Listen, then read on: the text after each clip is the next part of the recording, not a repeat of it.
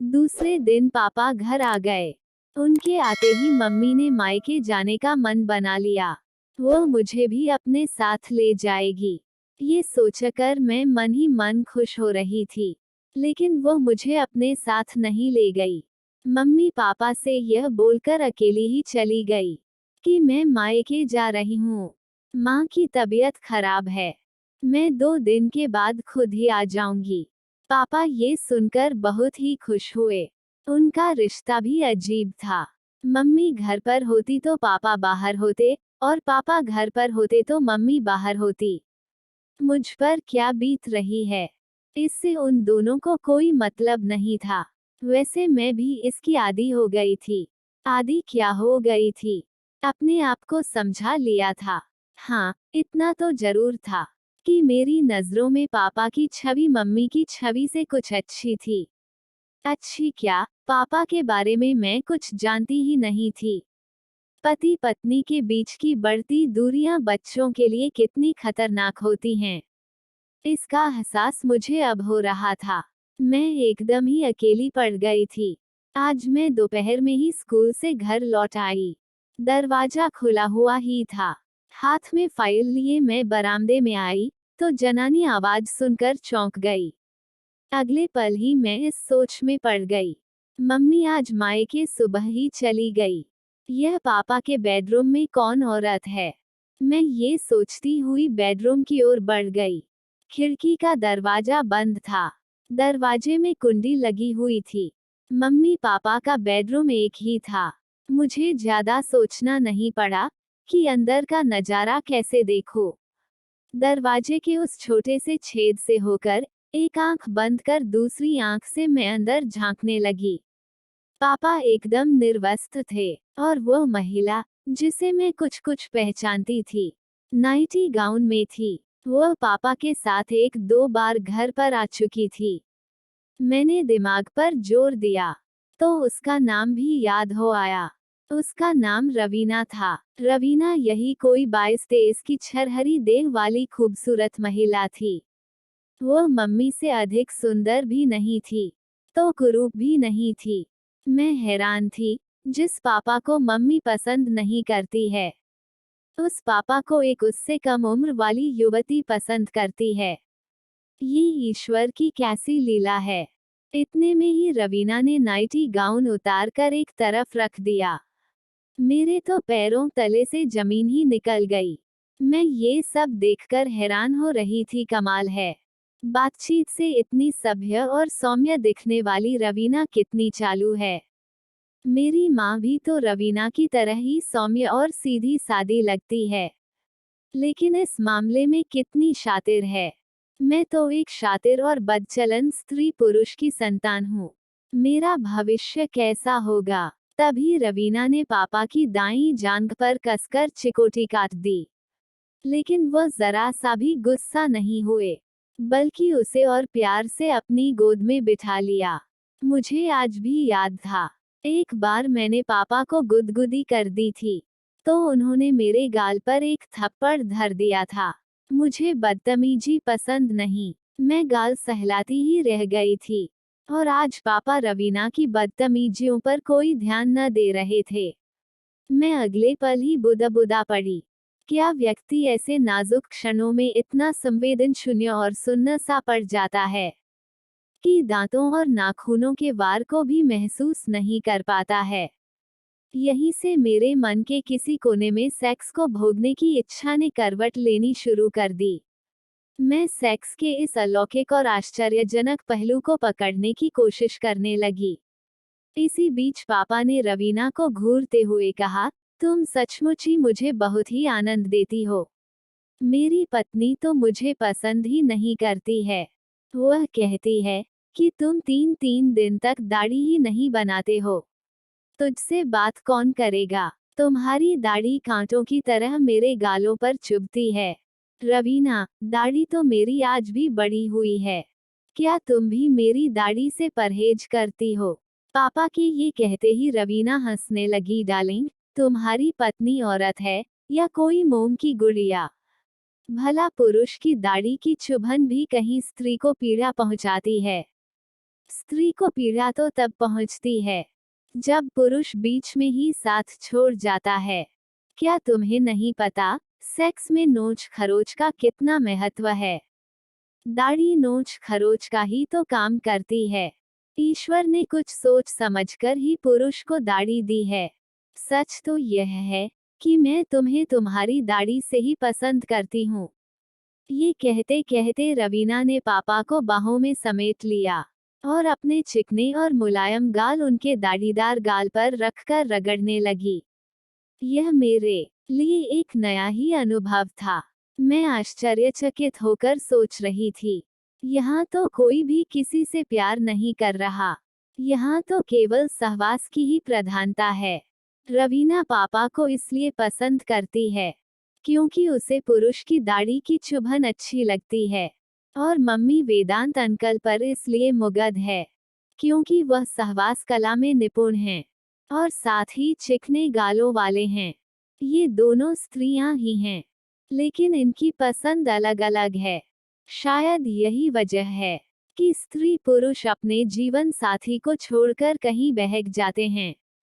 बहक क्या जाते हैं, अपने मनपसंद किसी सुयोग्य साथी की तलाश कर लेते हैं। मैं भी तो एक स्त्री ही हूँ। क्या मेरी पसंद अपने विचारों के अनुकूल पुरुष की नहीं है?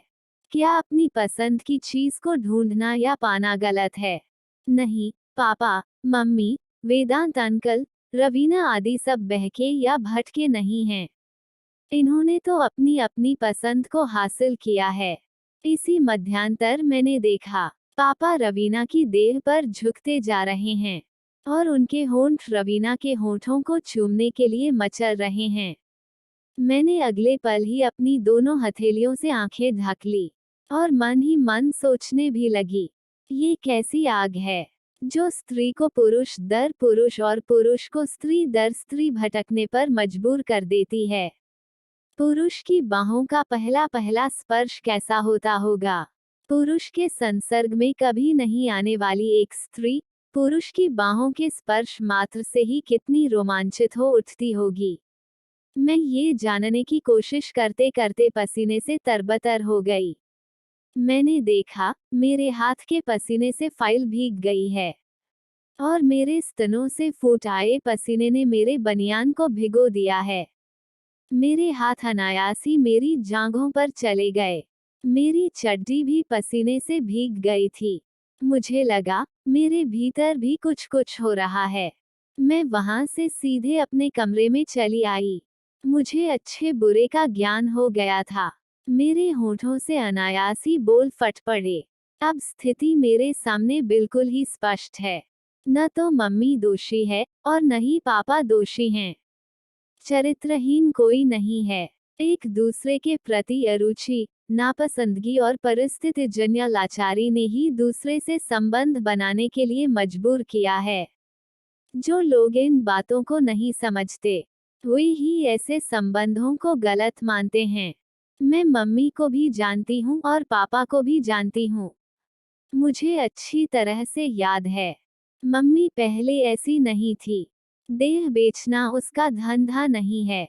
वेदांत अंकल से वह पैसे नहीं ऐंठती है। उसे तो यौनानंद का सुख चाहिए, जो पापा नहीं दे सकते क्योंकि पापा तो रवीना पर मुग्ध हैं। जब प्रकृति के सारे कार्य समय से होते हैं, तो फिर मनुष्य किसी का इंतजार कब तक करेगा? मम्मी जवान है, उसे इंद्रिय सुख चाहिए ही चाहिए। किसी को बदचलन या चरित्रहीन कहना जितना आसान है, उसको समझना उतना ही कठिन है। एक पुरुष की बाहों से दूसरे पुरुष की बाहों में जाने का सफर कितना दुष्कर होता है। भले ही सहवास के सुखों में वृद्धि हो जाती हो, पर क्या शुरू शुरू में दूसरे पुरुष तक पहुंचने में तकलीफ नहीं होती होगी? कितना अपमानित होना पड़ता होगा। मम्मी पापा को नजरअंदाज शुरू से ही करती आ रही है। आखिर कब तक वह अपने प्रति उसकी उदासीनता को ओढ़े रहते? कभी न कभी तो किसी न किसी से तो उन्हें जुड़ना ही था। मैं रवीना की शुक्रगुजार हूँ कि उसने पापा को समझा है, और मैं वेदांत अंकल की भी शुक्रगुजार हूँ, जिसने मम्मी की पीड़ा को और बढ़ने नहीं दिया है। अगर पापा के जीवन में रवीना नहीं आई होती और मम्मी के जीवन में वेदांत अंकल नहीं आए होते, तो क्या ये दोनों दिमागी रूप से पागल नहीं हो गए होते? इन अवैध संबंधों ने ही तो उन्हें यौन रोगी होने से बचाया है। इतने में ही मेरे विचारों की श्रृंखला टूट गई। पापा दरवाजे में खड़े थे और रवीना उनके पीछे खड़ी थी। मेरे बोलने से पहले ही दोनों मेरे नजदीक आकर बैठ गए। मैंने देखा, दोनों के ही चेहरों पर गजब की ताजगी और आत्मसंतुष्टि थी।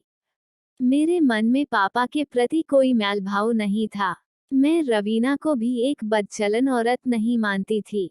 मम्मी के लिए भी मेरे मन में कोई बैर भाव नहीं था। परिस्थितियां ही ऐसी बन गई थीं कि सब घालमेल हो गया था।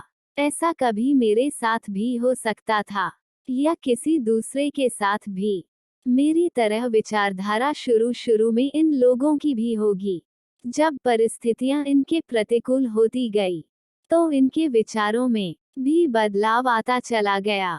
मेरे भीतर एक गजब का आत्ममंथन चल ही रहा था कि पापा ने मुझे टोक दिया, काजोल बेटी, क्या सोच रही हो? तुम्हारी पढ़ाई कैसी चल रही है? ठीक चल रही है, पापा। मैंने ये कहते हुए पापा की ओर देखा, तो वह मुझसे आंखें मिला न सके। मैं बोली, पापा, मैं तो तुम्हारी बेटी हूँ। तुम मम्मी के लिए या दुनिया के लिए जैसे भी हो, लेकिन मेरे लिए तो सिर्फ मेरे पापा ही हो।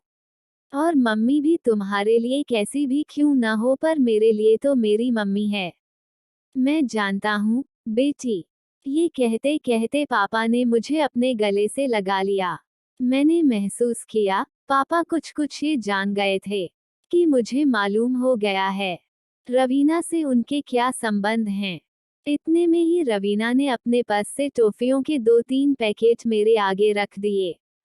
तुम्हें ये टॉफियां पसंद हैं ना? मैं तुम्हारे लिए ही लाई हूँ। रवीना ये कहकर हंसने लगी। मैं सोच रही थी, अब मैं इस प्यार और लगाव को क्या कहूँ?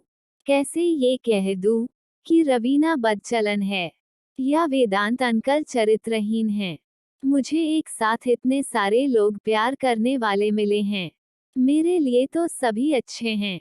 बुरे तो तब होते जब वे एक दूसरे को ब्लैकमेल करते या ठगते लूटते। वे तो जिंदगी को जी रहे हैं, वह भी बड़े ही सलीके से। मम्मी पापा के साथ रह भी रही है और अपने तरीके से जी भी रही है। पापा भी मम्मी के साथ रह रहे हैं और अपना जीवन भी जी रहे हैं। घाटे में कोई है तो वह मैं हूँ। मुझे मम्मी पापा की दोहरी जिंदगी के साथ आए दिन समझौता करना पड़ता है। मुझे डर है, कहीं मैं भी दोहरी जिंदगी जीने की आदी न बन जाऊं। इतने सारे लोगों का प्यार किसी दिन मेरे लिए धीमा जहर भी बन सकता है। मैं अभी और सोचती, इतने में पापा बोल पड़े, बेटी, तुम अपनी पढ़ाई करो। मैं रवीना को बस स्टैंड तक छोड़कर आता हूँ। Yes papa. मैं ये कहकर एक किताब रैक से खींचकर पलटने लगी। आगे की कहानी अगली वीडियो में। धन्यवाद।